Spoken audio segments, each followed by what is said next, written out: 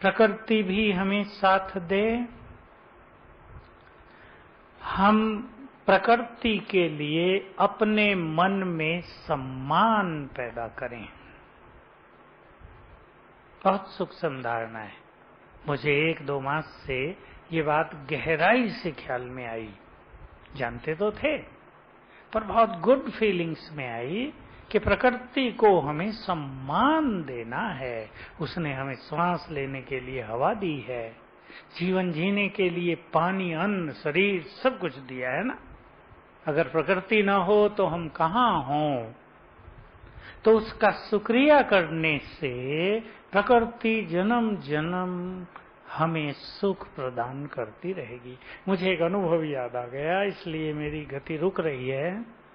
अभी अभी दिल्ली में, ऐसे तो योग के प्रयोग, स्वमान के प्रयोग हम करते ही रहते हैं, पर 2 अनुभव दिल्ली के बहुत सुंदर थे। अभी शालीमार बाग में भट्टी के साथ एक पब्लिक प्रोग्राम भी रखा था शाम को। उस पब्लिक प्रोग्राम में वहां के बहुत अच्छे 200 से ज्यादा वीआईपी थे। 30 तो डॉक्टर्स ही थे। उस एरिया के जितने डॉक्टर थे सब आ गए थे। और क्योंकि ज्ञान में आने वाले कई जैनी परिवार हैं, इसलिए मारवाड़ी अग्रवाल सभा के अध्यक्ष, सेक्रेटरी, जैनियों के अच्छे अच्छे लोग, माताएं सब आई थी। वो बाबा की शक्तियां और स्वमान के पवित्रता के प्रयोग कितने सुंदर रहते हैं। 2 प्रयोग अभी अभी तो दिल्ली में एक जगह भट्टी थी। एक माता आई मेरे पास, कहा मेरी लड़की का पति 7 दिन से सोया नहीं है, आईसीयू में भर्ती किया है, बहुत खराब हाल है। सारे हॉस्पिटल के डॉक्टर बड़े बड़े इंजेक्शन देके, नशे के इंजेक्शन देके फेल हो गए हैं। अब उसकी आंखें फट रही हैं, सिर तो फटा जा रहा है दर्द से, हाल एकदम खराब हो गया, देखा नहीं जाता, क्या करें।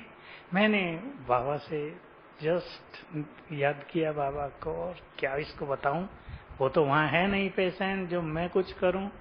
वो माता भी कितनी ज्ञान योग में है ये भी मुझे कोई पता नहीं, उसका कोई परिचय नहीं था।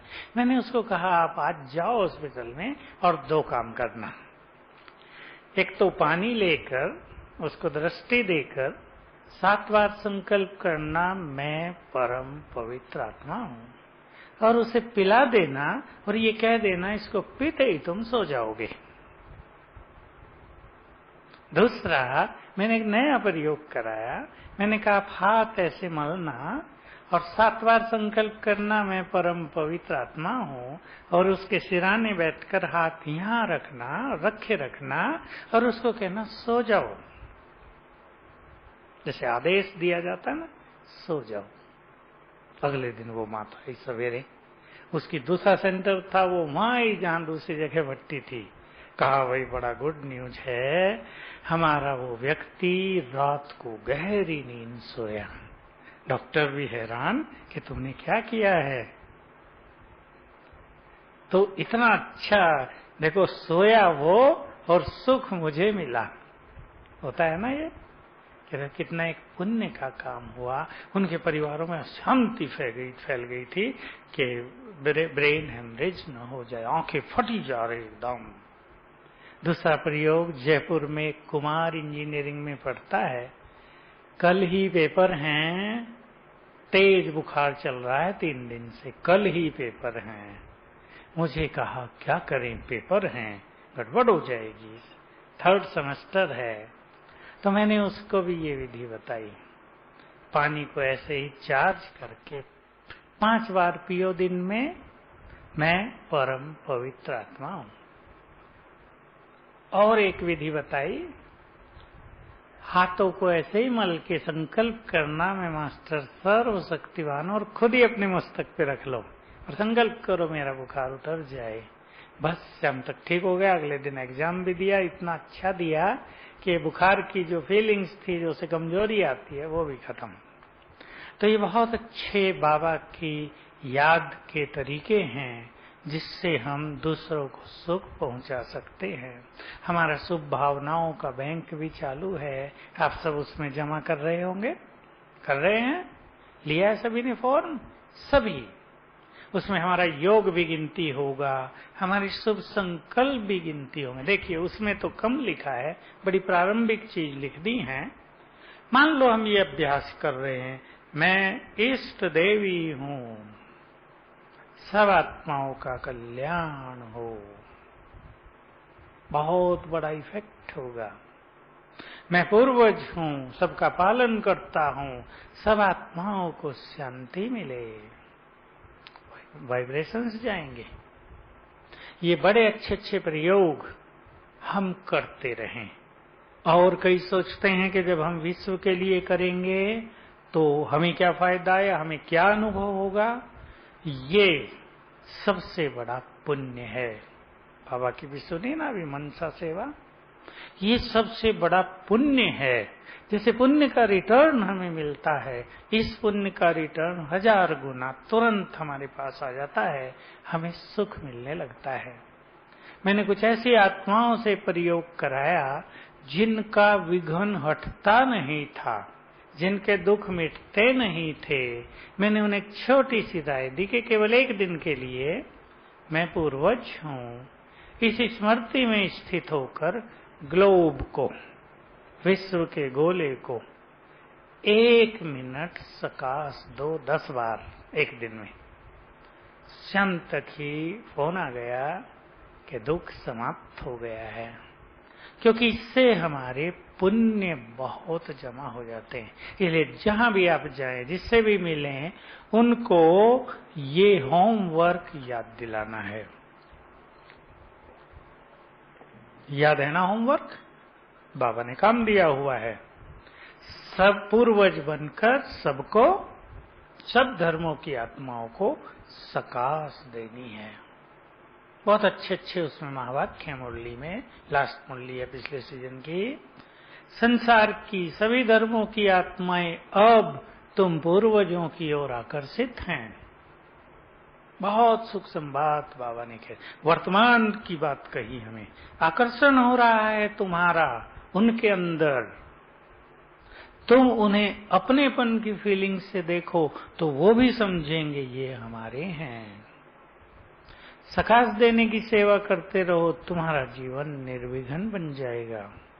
जैसे बाबा ने तुम्हारी शक्तियों से पालना की, तुम भी सब धर्मों की आत्माओं की शक्तियों से पालना करो। ये बहुत सुंदर बात आखिरी मुरली में है। तो हम सभी अविनाशी बैंक में जमा करेंगे। खजाने हमारे बढ़ते हैं। 3 बिंदी तो सब जानते हैं, आत्मा, परमात्मा और ड्रामा। ये बिंदी ऐसी तो नहीं जो पेन से लगा दी जाए, ऐसी बिंदी तो नहीं है ना। ये बिंदी है आत्मिक स्वरूप में स्थित होना, बिंदु बन जाना, जिससे हमारे संकल्पों को बिंदु लग जाए, चित्त शांत हो जाए। इससे खजाने जमा होते हैं, क्योंकि सबसे बड़ा खजाना संकल्पों का ही है। यूं तो बाबा खुशी का खजाना, समय का खजाना सबको ही बड़ा कहते हैं और सभी बड़े हैं, इसमें कोई संदेह नहीं। हमारा भाग्य यज्ञ सेवा से, पुण्य कर्मों से बनता है। दूसरी बिंदी बाबा, यानी बाबा के बिंदु स्वरूप पर हम स्थिर हो जाएं तो हमारा सर्वाधिक भाग्य बनता है। कभी बहुत पहले की एक मुरली है, रिवाइज होके आई है 2 साल पहले। हर सेकंड यदि देह भान का त्याग करो तो हर सेकंड भाग्य बनता रहेगा। तो ये आत्मा बिंदी का, जिसके द्वारा भाग्य बनता है, बहुत अच्छा स्वरूप है। जितनी जितनी हमें फीलिंग होगी मैं आत्मा इस देह से न्यारी हूं, उतना उतना हमारी संकल्पों की शक्ति जमा होगी। हम जिसे शक्ति कहते हैं ना, जिसे 16 कला कहते हैं, सतयुग में जो हमारी 16 कलाएं होंगी, सबकी होंगी ना, छोटों की भी होंगी, बड़ों की भी होगी। वो 16 कलाएं हमारी संपूर्ण शक्ति है। हम अपने अंदर संपूर्ण शक्तियां भरते हैं चित्त जब शांत हो जाता है। पहली बात, बाबा पर जब हमारी बुद्धि स्थिर हो जाती है। दूसरी बात, उसकी शक्तियां हम में बढ़ने लगती हैं। याद होगा आपको, बाबा ने पिछली मुरलियों में स्वमान को भी बहुत बड़ा खजाना कहा है। स्वमान के अभ्यास से हमारे स्वरूप बनते रहते हैं। जैसे अगर हम इस स्वमान में रहते हैं, मैं एक महान आत्मा हूं, तो जीवन में महानताएं आती रहती हैं। विचार महान होंगे, कर्म महान होंगे, दृष्टिकोण महान हो जाएंगे, नेगेटिव चीजें खत्म हो जाएंगी। बहुत बड़ा प्रभाव होता है हमारे जीवन पर यदि हम इस स्वमान में रहते हैं, मैं एक महान आत्मा हूं। यदि हम इस स्वमान में रहते हैं, मैं विजयी रतन हूं, तो माया पर विजय करने की शक्तियां इमर्ज रहती हैं। हर चीज पर हमारी विजय होगी। मान लो किसी की नींद पर विजय नहीं है, योग में नींद आती है, सवेरे नींद आती है, अगर वो ये संकल्प करें, मैं विजयी रतन हूं, नींद पर भी मेरी विजय है, ये संकल्प जरूरी है, तो नींद पर विजय होने लगेगी। मैं विजयी रतन हूं, क्रोध पर मेरी विजय निश्चित है, क्रोध पर विजय होने लगेगी। स्वमान जिस तरह का है, उसी तरह का हमारा स्वरूप बनने लगता है। मैं इस देवी हूं, इस देव हूं, तो वो पूजनीय स्वरूप, वो दाता का स्वरूप, वो शुभ भावनाएं देना, दुआएं देना, पवित्रता, ये सब बढ़ने लगती हैं। ऐसे ही मैं मास्टर सर्वशक्तिवान हूं, सबसे बड़ा स्वमान हमारा, इसका बहुत बड़ा इफेक्ट है, भय समाप्त होने लगता है। और ये हम सब के लिए बहुत आवश्यक है, क्योंकि विनाश काल आत्माओं को बहुत भयभीत करेगा। विनाश माना ही भय। अभी आप कश्मीर की समाचार देखो, छत्तीसगढ़ का देखो, अभी 2-4 दिन का है मेजर साहब। हम तो यहाँ केवल सुनते हैं ना, वहां क्या हाल होगा, जहाँ पुलिस खड़ी रहती है, मिलिट्री खड़ी है, लोग बाहर नहीं निकल सकते, खाने की चीजें नहीं ला सकते, कर्फ्यू लगे हुए हैं, बिजली कट गई, गर्मी पड़ रही है, घूम नहीं सकते, कितना कष्ट हो जाता है लोगों को। भय, गोलियां चल रही हैं, हमारे किसी को न लग जाए। भय के वातावरण में मास्टर सर्वशक्तिवान का अभ्यास अभी से होगा तो हम निर्भय हो जाएंगे।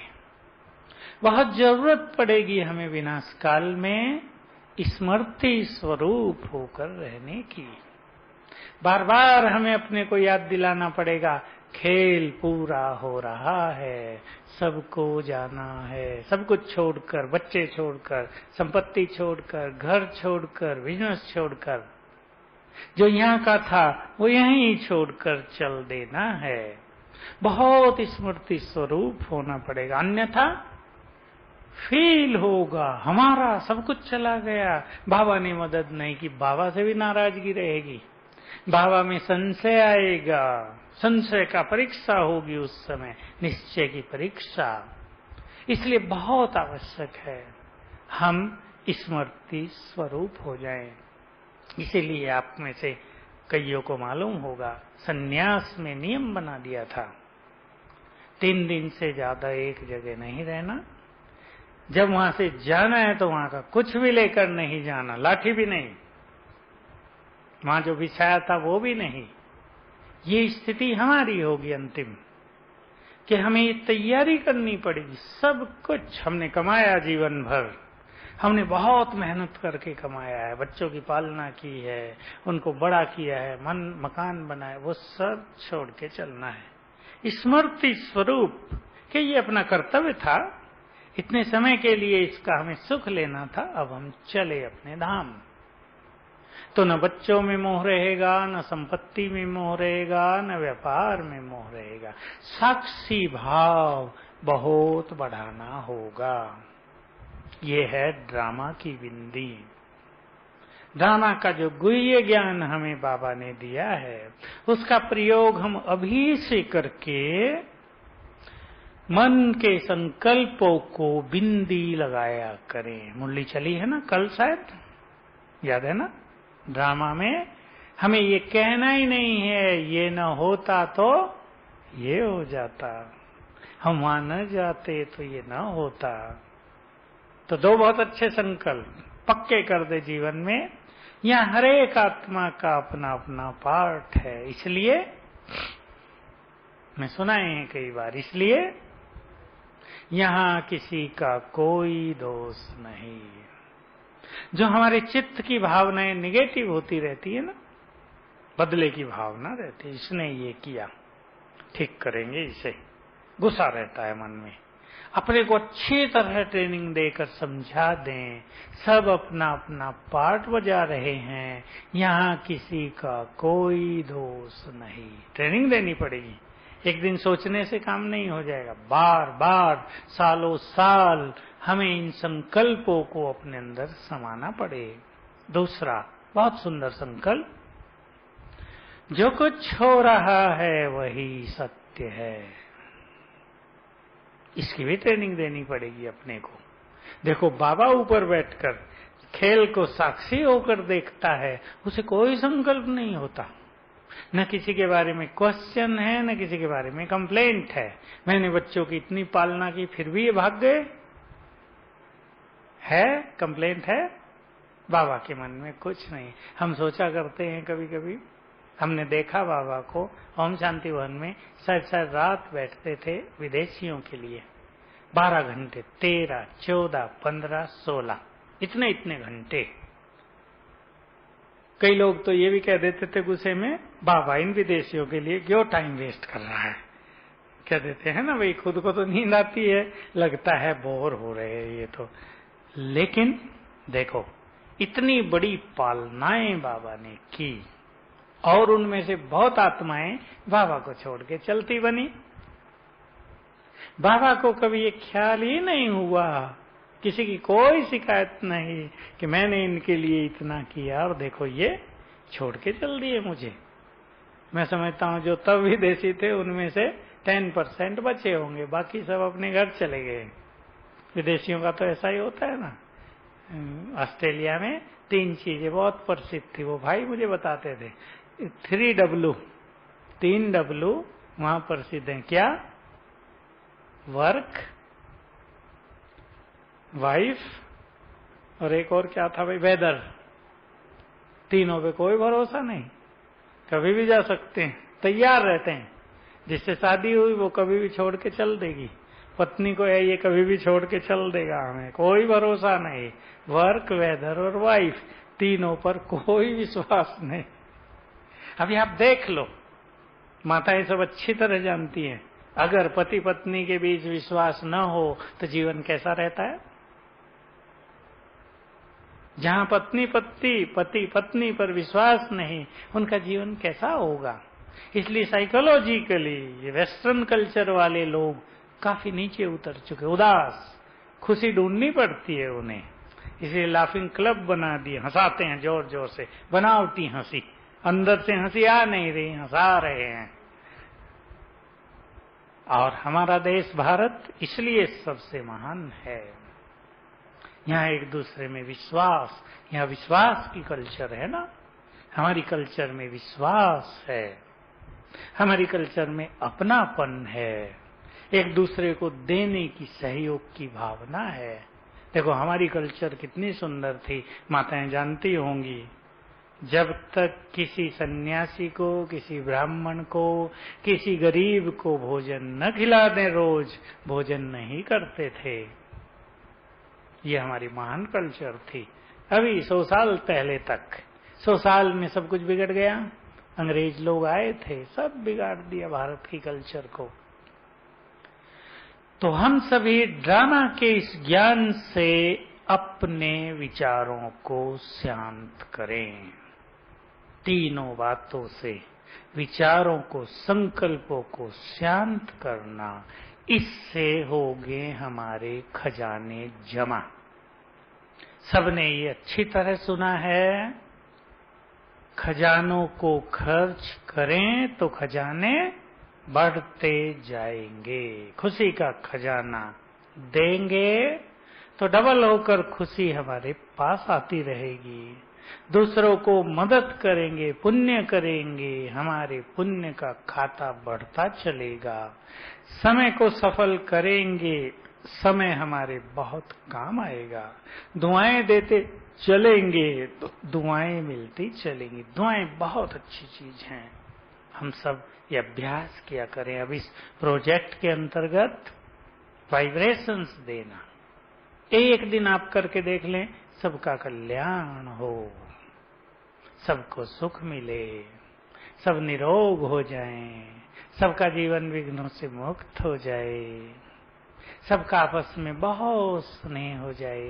ये सोचने से ही आत्मा आनंदित हो जाती है। होती है या नहीं? और जरा भी दुर्भावना किसी के लिए आ जाए, क्या होता है?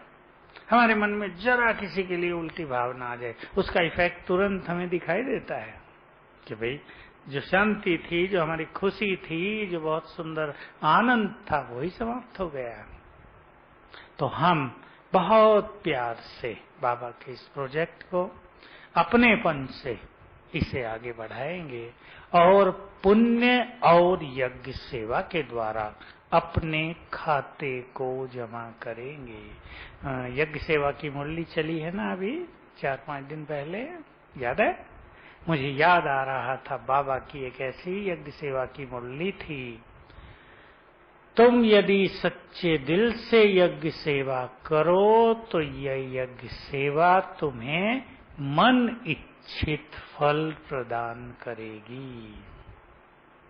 इससे हमारा सेवा भाव भी बढ़ता है, हमारे अंदर यज्ञ के लिए प्यार बढ़ता है, अपनापन बढ़ता है, हम भगवान के कार्य में सहयोग देते हैं, यानी हम भगवान के काम आते हैं। कितना बड़ा पुण्य है। किसके पास धन है, हम देखते हैं, मैं साक्षी होके देखता हूं, धनवान हमसे मिलने आते हैं, वो भी देते हैं एक लिफाफा, गरीब आते हैं वो भी देते हैं। अनेक बार मैंने देखा गरीब लोग ज्यादा देते हैं, हमें किसी का पैसा चाहिए नहीं, पर हम देखते हैं कि सच्चा प्यार बाबा के यज्ञ के प्रति, अच्छी भावनाएं, इसके लिए भी बहुत शुद्ध हृदय की जरूरत होती है। हम यज्ञ सेवा में अपना धन लगा देते हैं तो क्या फायदा होगा जन्म जन्म? हमें धन की कोई कमी नहीं पड़ेगी। मैं कितनों के अनुभव जानता हूं। बाबा व्यक्त हुए थे, जूनागढ़ में हमारा सेंटर खुला था, एक भाई कोर्स किया, वो गरीब था, थी तो उनकी 3 दुकानें, पर चलती नहीं थी अच्छी। वो उसका कोर्स चल ही रहा था, वो आया शाम को, देखा वहां भाई लोग, कुछ बहनें मीटिंग कर रहे हैं कि भाई प्रदर्शनी करनी है, कौन कितना मदद करेगा। अब इसको पता नहीं था कुछ भी ये मदद क्या होती है। इसने सुना सबसे, कोई कह रहा था मैं इतना दूंगा, 10, तब तो 10 रुपए का बड़ा महत्व था ना, मैं 20 रुपए दूंगा। 100 कोई दे दे तो समझते थे बहुत बड़ा आदमी है ये तो, कोई कहता था 5 रुपए। उसको बड़ी उमंग आई, उसने अपनी जेब में हाथ डाला और जितने थे वो बहन जी को दिए, मेरी ओर से बाबा की सेवा में लगा दो, गिने भी नहीं। और वहां से भगवान उस पर राजी हुआ और बढ़ोतरी ऐसे हुई। तब उसके छोटे बच्चे ही थे, 5 बच्चे थे, वो सब ज्ञान में हैं अब तक भी। वो अपना अनुभव सुनाया करते थे, तब तो अनुभव सुनाते थे ना क्लास में, मधुबन में छोटा सा क्लास होता था, रात्रि क्लास में 2-4 लोगों का अनुभव होता ही था। उसने ये अनुभव सुनाया कि बस बाबा के कार्य में लगाना, मुझे पता भी नहीं कितना था वो, 50 था, 60 था, 100 था, जो दुकान से लाया था वो जेब में था। लगाने से ऐसा लगा भगवान सचमुच राजी हो गया उसी दिन से, और अगले दिन से दुकानें तेज चलने लगी, और इतनी तेज चली कि इनको बाबा की लगन बहुत थी कि 2 दुकानें इन्होंने निकाल दी, एक ही रखी और पूरा परिवार एक से ही बहुत आगे बढ़ गया। छोटी सी दुकान, मैं भी गया, मुझे भी दिखाई, छोटी सी दुकान इतनी चली, बच्चों की पालना की, उन्हें अच्छी तरह एजुकेट किया, पढ़ाया, अब वो अच्छे अच्छे नौकरियों में है। तो बाबा के यज्ञ की सेवा करने का ये मौका भाग्यवान आत्माओं को ही मिलता है। मैं तो माताओं के भावनाओं की और गुणों की सराहना करता हूँ। अपना अपना घर छोड़ के एक एक मास सेवा में आ जाते हैं। हम जानते हैं घर छोड़ना सहज काम नहीं होता, अनेक काम घरों में होते हैं। कहेंगे ये काम वो काम, अब ये चल रहा वो चल रहा, निकल ही नहीं सकते घरों से, 2 घंटे के लिए भी नहीं निकलते। लेकिन माताएं यज्ञ सेवा में आती हैं। ये बाबा के प्यार की निशानी है आप सबके, और इसका रिटर्न बाबा बहुत देता है। सच्चे दिल से जो सेवाएं करते हैं उससे जमा का खाता बहुत होता है। मुझे याद है कभी ऐसी घटनाएं भी हुई। एक पैसे वाला भी आता था। अब मेला लग रहा था कहीं, तो वो जो मैदान था वो प्लेन करना था, जरा उबड़ खाबड़ था। तो सभी भाई लोग लगे हुए थे, 15-20 भाई, वो भी आया देखने। उसने कहा अरे भाई, उसको भी लोगों ने कहा तुम भी करो सेवा। वो कहता अरे क्यों, ये मिट्टी का काम तुम कर रहे हो, मेरे पास मजदूर बहुत हैं फैक्ट्री में, 20 भेज देता हूँ, वो सब काम कर जाएंगे, तुम छोड़ो। भाइयों ने कहा क्या कहा होगा कि ये काम मजदूरों से नहीं होता, ये हम स्वयं करते हैं। क्योंकि हमारी भावनाएं, हमारा प्रभु प्रेम, हमारे अंदर जो उमंग रहती है वो वहां वाइब्रेशंस क्रिएट करता है ना, वाइब्रेशंस का निर्माण करता है। उसके बाद जो वहां मेला लगेगा, जो सेवा होगी, उस पे उस मिट्टी का भी असर आएगा। मजदूरों से काम तो कोई भी करा सकता है, उसमें वाइब्रेशंस तो नहीं भरेंगे ना। तो उस व्यक्ति को आश्चर्य लगा। हमारे पास अब भी ज्ञान में कुछ लोग बड़े बड़े भाई हैं। आप जानते हैं फुलिया, यहाँ के जानते होंगे, अब वो बहुत बड़ी पोस्ट पर हैं। IAS किया था उन्होंने, कुमार हैं वो, मुझे याद है मधुबन में कुमारों की भट्टी हुई, वो आए थे, बैंक में नौकरी थी उनकी, वहीं उन्होंने सुनाया, मुझे भी सुनाया, मेरा IAS में सिलेक्शन हो गया है। SDM बने शुरू में, डिप्टी कलेक्टर, रोज सेंटर में आके सफाई करते थे, पंखे साफ करते थे। लोग उन्हें कहते थे साहब आपके पास तो नौकर भी होते हैं, पुलिस वाले हैं, कोई भी कर लेगा। कि नहीं, उससे मेरा भाग्य थोड़ा ही बनेगा। फिर कलेक्टर बने, फिर कमिश्नर बने, अब तो प्रमुख सचिव फाइनेंस, पूरे हरियाणा के फाइनेंस कमिश्नर हैं वो, प्रमुख सचिव हैं। तो देखो बाबा की सेवाएं करते करते सारी सैलरी भी बहनों को दे देते थे कि लो, बहनें वापिस देती थी कि इतना तुम रखो अपने खर्च के लिए। हमारे डॉक्टर साहब बैठे हैं, इन्होंने भी कितनी सेवा की शुरू से ही। अब ये बुजुर्ग हो गए तो लोग इनकी सेवाओं को नहीं जानते ना, कहते क्या डॉक्टर बूढ़ा हो गया, ऐसे बोल रहे थे ना। परंतु सेवाएं जिसने भी की हैं वो बहुत सुखी हैं। बाबा की नजर उनके ऊपर है। बाबा किसी की सेवाओं को भूलता नहीं, ये तो मनुष्य भूलता है ना, उसको सब ख्यालों में है। जब भी ऐसी आत्माओं पे कोई कष्ट आते हैं तो बाबा अलर्ट हो जाता है ऊपर। ध्यान रखना चाहिए हमें। सकाश दे देता, हाथ ऐसे करेगा और सकाश हाथ से निकल कर उस आत्मा के पास पहुंच जाती है, तुरंत मदद हो जाती है। तो ये यज्ञ सेवा हमारे पुण्य के खाते को बहुत जमा करती है, बहुत जमा होता है इससे। इसलिए निष्काम भाव से सेवा करना, निष्काम भाव से पुण्य कर्म करना, ये खाता जमा करने का और सुंदर तरीका है। सेवा का फील्ड भी ऐसा होता है जिसमें मनुष्य को ये संकल्प आता है, मुझे पूछा जाए, मेरा भी सम्मान हो, मेरा भी नाम हो। जहाँ ये भावनाएं हैं वहाँ पुण्य का खाता कम होने लगता है। याद दिला दूं आपको, बाबा ने कह दिया है, कितनी स्पष्ट वाणी है। यदि निमित्त, निर्माण, निर्मल 3 धारणाएं ना हो तो चाहे कोई रात दिन सेवा करे, उसका केवल 5% ही जमा होता है। इसलिए सेवा की और भूल गए माना मैंने कुछ किया है ये भी याद न रहे। दादी जान की भी यही सुनाया करती थी। सेवा की और समर्पित कर दिया, कुछ लेने की इच्छा नहीं, देने के बाद कुछ भी लेने की इच्छा नहीं। अगर देने के बाद लेने की कामना रही तो देने का महत्व फीका पड़ जाता है। उस सेवा का बल निर्बलता में बदल जाता है। इसलिए सेवा कईयों को बल नहीं अनुभव हो रही है, क्योंकि उसके पीछे कोई न कोई कामना अवश्य रहती है। तो हम अपने पुण्यों का खाता बहुत बढ़ाएं। मैं तो ऐसे कहता हूं कि पुण्य कर्म ही हमारे सच्चे मित्र हैं, समय पर यही काम आएंगे। देखो बाबा की मुरली में अभी आ चुका है, साहूकार लोगों को बहुत कष्ट होगा, बहुत पैसा देकर भी पानी का गिलास नहीं मिलेगा। और भी था, बाबा कहा करते थे एक एक थैला भर के लाएंगे नोटों का कि लो पानी दे दो, तो भी पानी नहीं मिलेगा।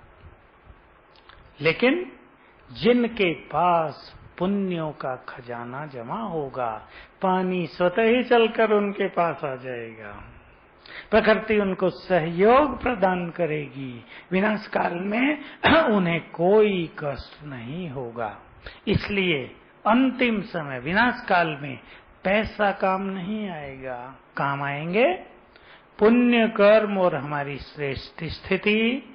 बाबा को हमने कितना अपने प्यार और अधिकार में बांधा है।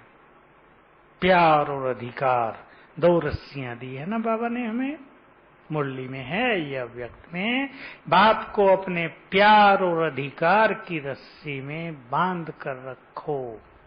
प्यार और अधिकार, भक्तों के पास केवल प्यार रहा था, वो भी किसी किसी के पास, अब तो वो भी नहीं है। हमारे पास है प्यार और अधिकार। क्यों अधिकार है?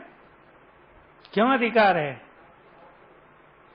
बच्चे नहीं, और अच्छे शब्द बोलो।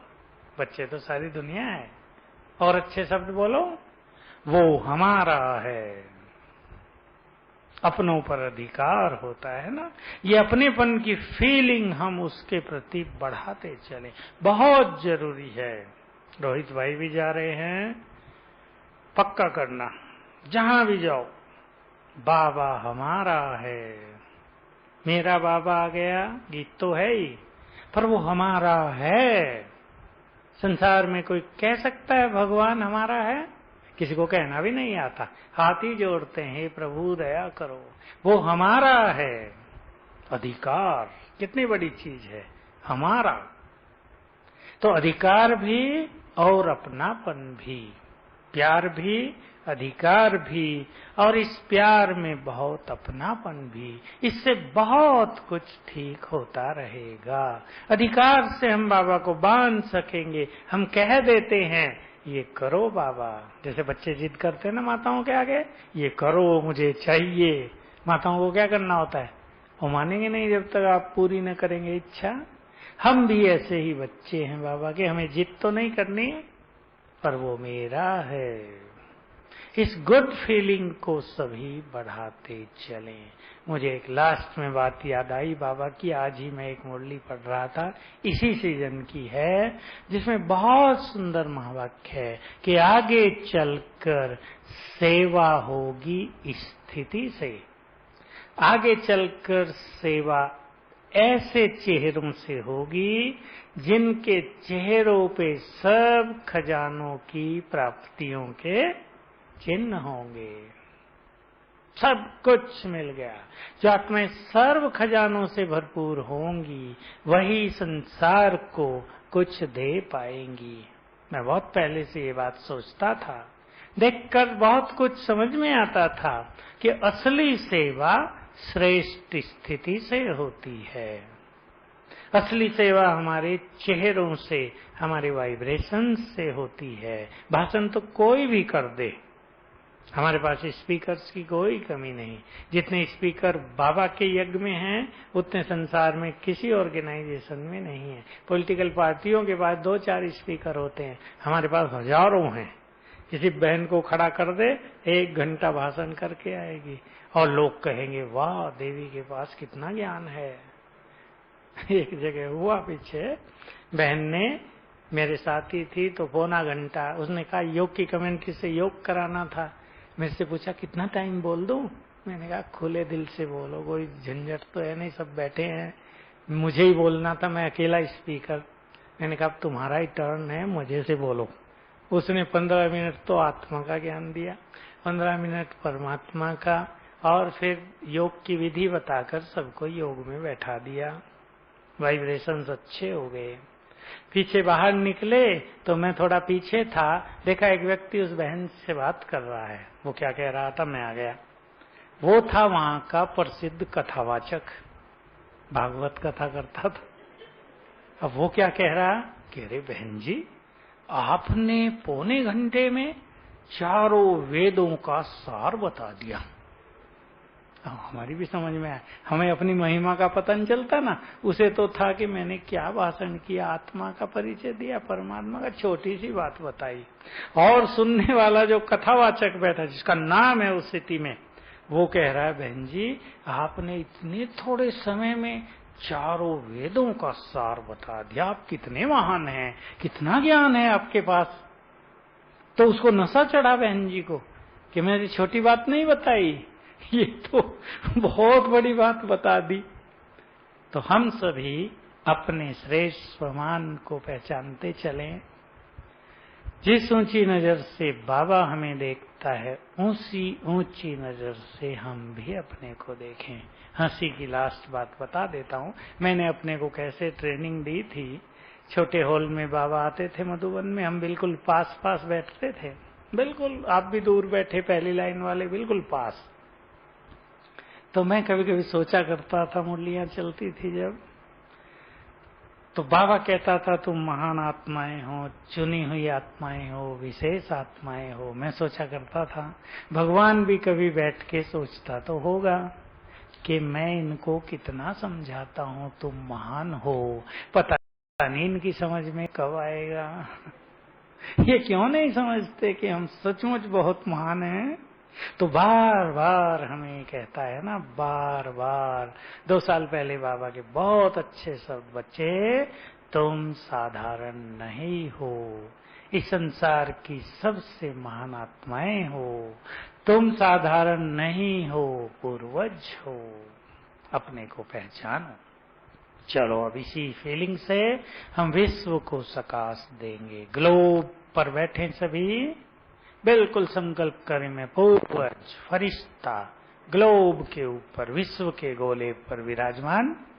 बाबा से शक्तियों की किरणें मुझ पर पड़ रही हैं और मेरे अंग अंग से, आंखों से, मस्तक से किरणें ही किरणें फैल रही, जैसे हम शक्तिमय हो गए